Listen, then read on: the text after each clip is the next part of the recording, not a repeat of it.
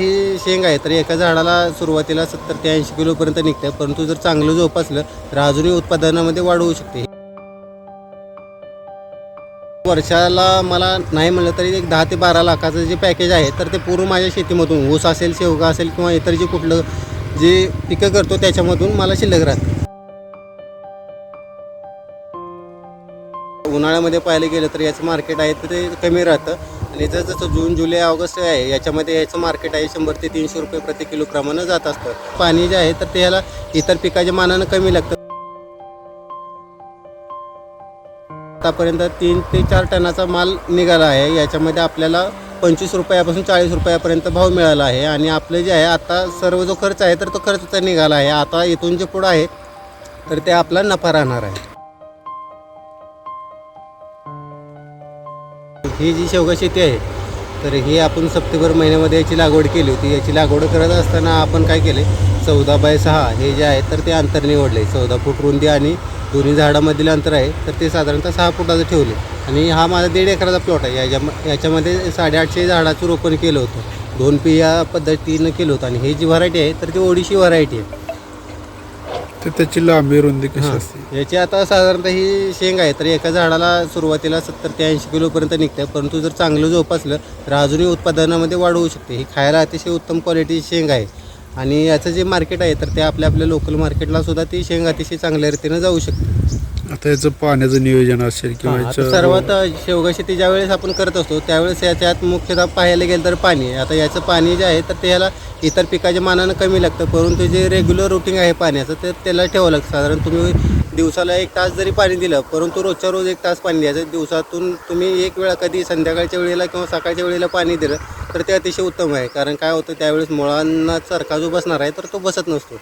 त्याच्यामुळं पाण्याचं जे रुटीन आहे ते फार महत्त्व आहे. कुठल्याही पिकाला घ्यायला गेलं तर पाण्याचं जे रुटीन आहे तर ते महत्त्वाचं आहे. याच्यावरील रोगाचं व्यवस्थापन कसं करतात? आता याच्यावर पाहायला गेलं तर इतर पिकाच्या मानानं काय होतं, याच्यावर आपण सारखं जे अमावस्या पुनवेला किंवा एक 15 दिवसात जाऊन आपण याच्यावर कीटकनाशक आणि एक बुरशीनाशकाचा स्प्रे घेत असतो. तर याच्यामध्ये आपण साप पावडर असेल किंवा प्रोक्लेम असेल यासारखी साधे जे आहेत औषधं तर ती घेत असतो. जास्त जर प्रमाण झालं तर पानं पिवळी पडण्याची किंवा झाडं जी आहेत तर त्याची मर होण्याची शक्यता असतो आणि याचं जे प्रमाण आहे तर ते कमी असतं. साधारणतः प्रति लिटर 1 ग्रॅम आणि 1 मिली जे आहे तर ते असं प्रमाण असतं.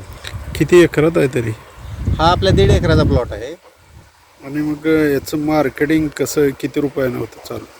याचं जे आता कसं आहे याचं निसर्गावर टिकून असते. ज्यावेळी तुमचं जर उन्हाळ्यामध्ये पाहायला गेलं तर याचं मार्केट आहे तर ते कमी राहतं आणि जसं जून, जुलै, ऑगस्ट आहे याच्यामध्ये याचं मार्केट आहे 100 ते 300 रुपये प्रति किलो प्रमाणे जात असतं. परंतु त्यावेळेत कसं असतं जी पीक आहे तर ते उत्पादन जे आहे तर ते कमी निघत असते. ते एकदा तोड चालू झाली तर किती दिवस चालते याची? याचं तोड झालं तर काय असतं साधारणतः 2 महिने चालू राहतं. याच्यामध्ये काय होतं 4 स्टेपमध्ये तुमचं जे आहे तर ते पीक येतं असतं. सुरुवातीला अशा जे शेंगा आहेत याचं काय हार्वेस्टिंग केलं त्याच्यानंतर त्याच्या पाठोपाठ मागं दुसऱ्या शेंगा येत असतात. 8-10 दिवस 15 दिवसाच्या टप्प्याने येत असतात. त्याच्या मागं परत दुसरं जे आहे तर ते सेटिंग चालू असतं आणि अजून एक टप्पा म्हणजे फ्लावरिंगचं जे असतं तर ते त्याचं रुटीन चालू असतं. आणि आपण जे आहे आता यात सध्या जून महिना चालू आहे आणि ऑगस्टमध्ये आपण 1 ऑगस्ट ते 15 ऑगस्टच्या दरम्यान याची काय करणार आहे छाटणी करणार आहे, जेणेकरून जे आहे तर आपलं डिसेंबरच्या आसपास आपलं परत जे उत्पादन आहे तर ते चालू व्हावं.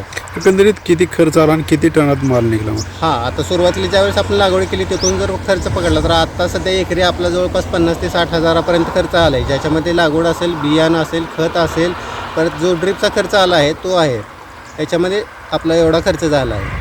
तर आता मग किती टन माल निघाला आणि किती फायदा झाला? मग आता साधारणपणे आपला जो आहे आतापर्यंत 3 ते 4 टनाचा माल निघाला आहे. याच्यामध्ये आपल्याला 25 रुपयापासून 40 रुपयापर्यंत भाव मिळाला आहे आणि आपलं जे आहे आता सर्व जो खर्च आहे तर तो खर्च निघाला आहे. आता इथून जे पुढं आहे तर ते आपला नफा राहणार आहे. शिक्षण वगैरे किती झालं? मी BE मेकॅनिकल झालं आहे. जॉब सोडून मी शेतीकडे वळालो आहे कारण माझी वडिलांची जी शेती आहे तर 16 एकर शेती आहे. त्याच्यामध्ये 2 एकर शेवगा आहे आणि बाकीचं जे आहे तर ते ऊस शेती आहे. आता BE केला तर किती पगार होता आणि मग शेतीतून तेवढं उत्पन्न निघतंय? 2018 साली मी जॉब म्हणजे माझं इंजिनिअरिंग कंप्लीट झाली. BE मेकॅनिकल इंजिनिअरिंग माझं पूर्ण झालं. त्याच्यानंतर 2 वर्ष जॉब केला. त्यावेळेस मला साधारणतः 25 हजारापर्यंतचा पगार होता.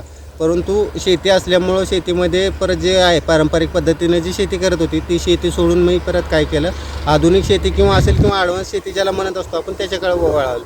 कारण पूर्वी याच्यामध्ये काय मका, गहू, ज्वारी, हरभरा असे जे आहेत तर ते पारंपरिक पिकं घेतली जात होती. पण याच्यामुळं आपण परत काय केलं की बाबा आपण वेगवेगळ्या शेतीमध्ये प्रयोग केल्यानंतर आपल्याला याचा फायदा कसा होईल किंवा आपलं जे उत्पादन आहे तर ते कशा पद्धतीनं वाढलं जाईल ज्याच्याकडे थोडंफार लक्ष दिलं. त्याच्यामुळे परत मी काय केलं ही शेवगा शेती घेण्याचा निर्णय घेतला आणि याच्यासोबतच आपण आपलं जे ऊस आहे तर त्याला पारंपरिक पद्धतीनं म्हणजे ज्या प्रकारे आपली एक एफडी फिक्स असते त्या प्रमाणात आपण आपला ऊसही ठेवलेला आहे.